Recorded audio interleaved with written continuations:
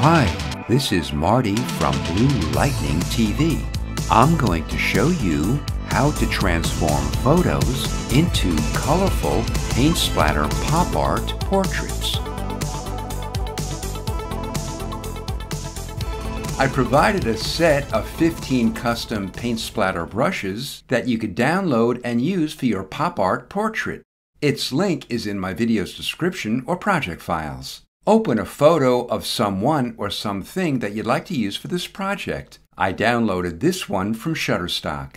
The first step is to separate the subject from its background. There are many ways to do this, but for this example, open any one of the three selection tools, and at the top, click Select and Mask. Click Select Subject and Refine Hair. I did an in-depth tutorial on Select and Mask, so if you'd like to watch it, I provided that link as well. We'll place white behind our subject by first making a layer under it. To do this, Control or Command-click the new layer icon. Before we fill it with white, let's check our foreground and background colors. If they aren't black and white, press D on your keyboard. If they're reversed, press X. To fill our empty layer with the background color, press Ctrl or Command plus Delete.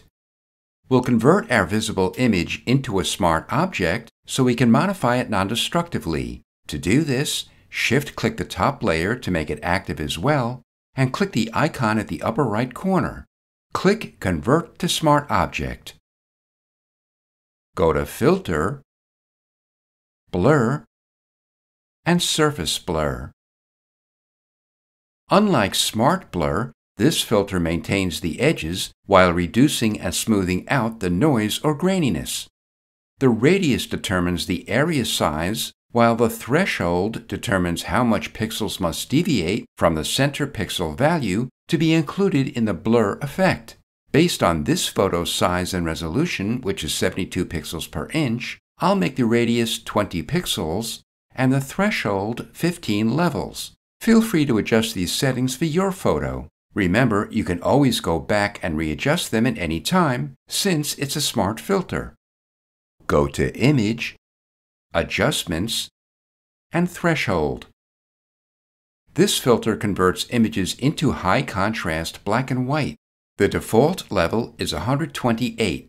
All pixels darker than the threshold are converted to black, and all pixels lighter are converted to white. For this image, I'll make the threshold level 150.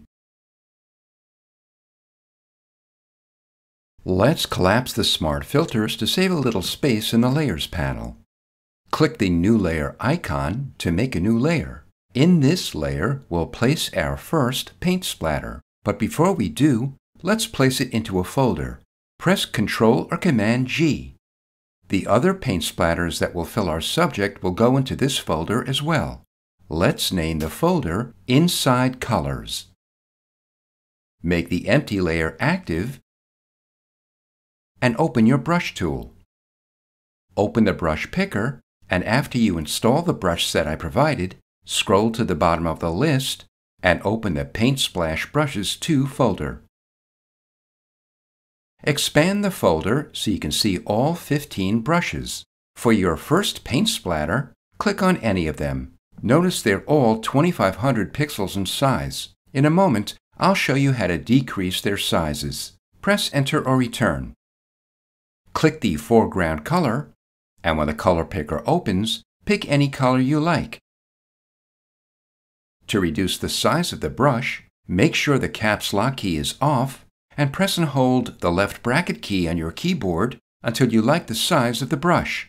We can rotate it by pressing the right or left arrow key on our keyboard.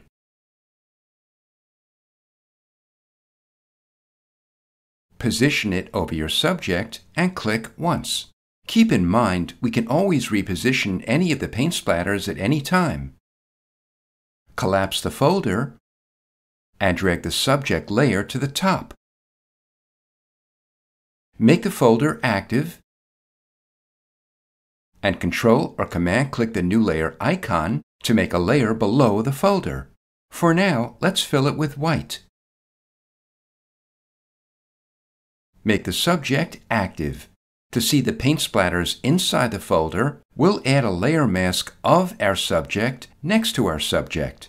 Press Ctrl or Command A to select our entire document and Ctrl or Command C to copy it. Click the layer mask icon. Press and hold Alt or Option as you click the layer mask. Press Ctrl or Command V to paste the subject that we just copied into the layer mask. Deselect it by pressing Ctrl or Command D. Click the top eyeball icon to reveal all the layers.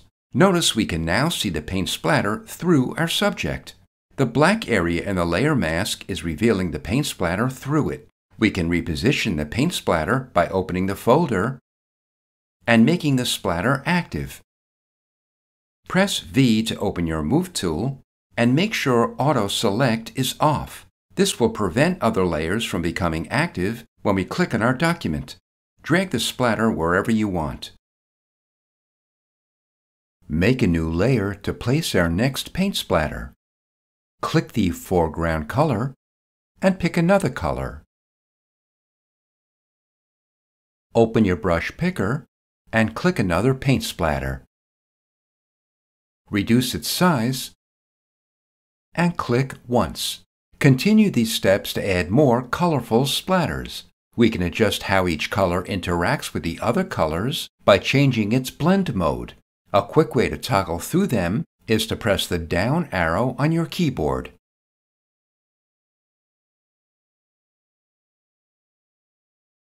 Collapse the folder and make a copy of it by pressing Ctrl or Command J. Open your Transform tool by pressing Ctrl or Command T. Go to a corner and rotate it. To adjust its size, go back to a corner and press and hold Alt or Option as you drag it out or in. Then press Enter or Return. Play with the blend modes for each color.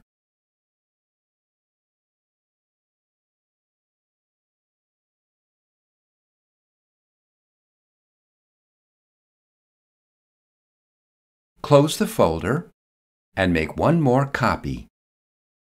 Open the Transform tool and rotate it to an angle you like. You could also change the blend mode of all the colors at the same time by keeping the folder collapsed and toggling through the blend modes. We can also change the white of our subject to black by making the white background active and pressing D on our keyboard to default the foreground and background colors to black and white. To fill our background with the foreground color, press Alt or Option plus Delete. Play with the blend modes for each folder. Next, we'll add paint splatters that extend outside our subject. Make the subject active and make a new layer above it. Place it into a folder and name it Outside Colors. Make the empty layer active and continue these steps to add new paint splatters. This is Marty from Blue Lightning TV. Thanks for watching.